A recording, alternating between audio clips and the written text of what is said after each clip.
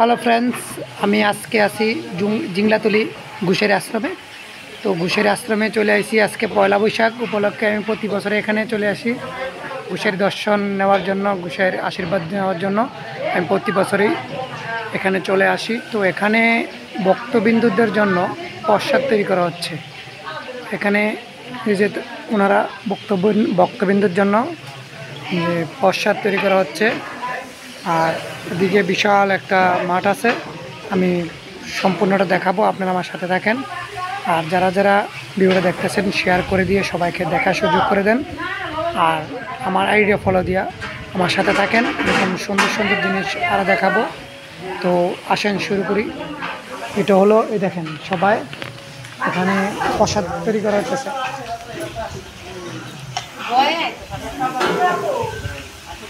প্রসাদ তৈরি করা হইতেছে, দেখুন কত ভক্তবিন্দু আসবে এখানে, সবাই প্রসাদ নিয়ে যাবেন।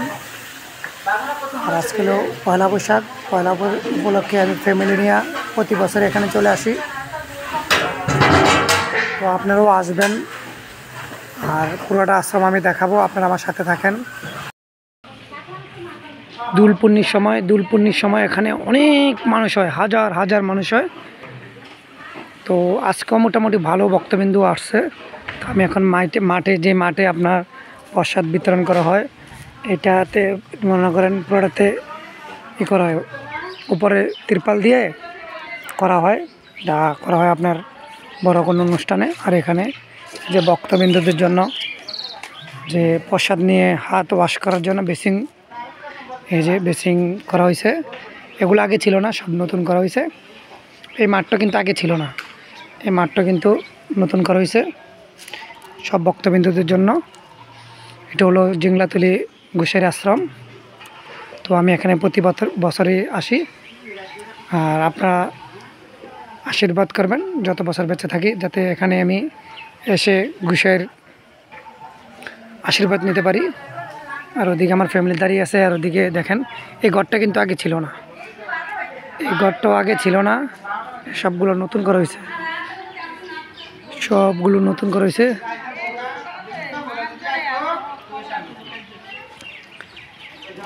যে এখানে প্রসাদ তৈরি করা হইতেছে।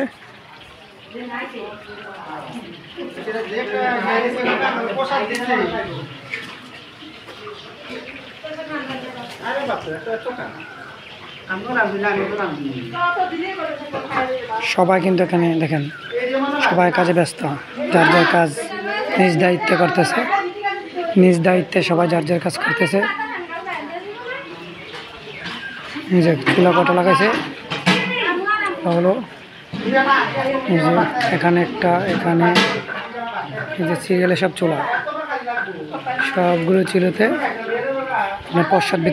প্রসাদ তৈরি করা হচ্ছে।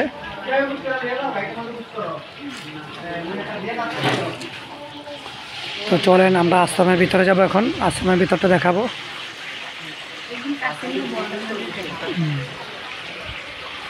ফুলমণি, তুমি যে ঘুষের আশ্রমে আসছো দেখি, তুমি এদিকে দাঁড়াও, ওইদিকে সূর্যের জন্য কিছু দেখা যাচ্ছে না, দেখি এদিকে দাঁড়াও।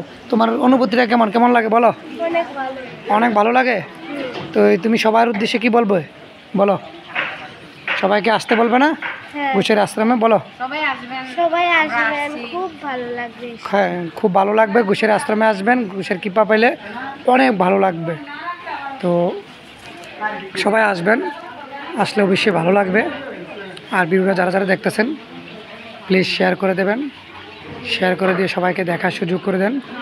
এটা হলো আমাদের জিংলাতলি ঘুষের আশ্রম। তো আশ্রমের ভিতরে যে আমি আপু পাখিটা দেখাবো, চলেন। এটা হলো ভিতরের আশ্রমটা, অনেক ভক্তবিন্দু আসছে আজকে। তো ভিতরে নাম কীর্তন করা হচ্ছে, ভিতরে নাম কীর্তন করা হচ্ছে, আমি বাইরে দাঁড়িয়ে আছি।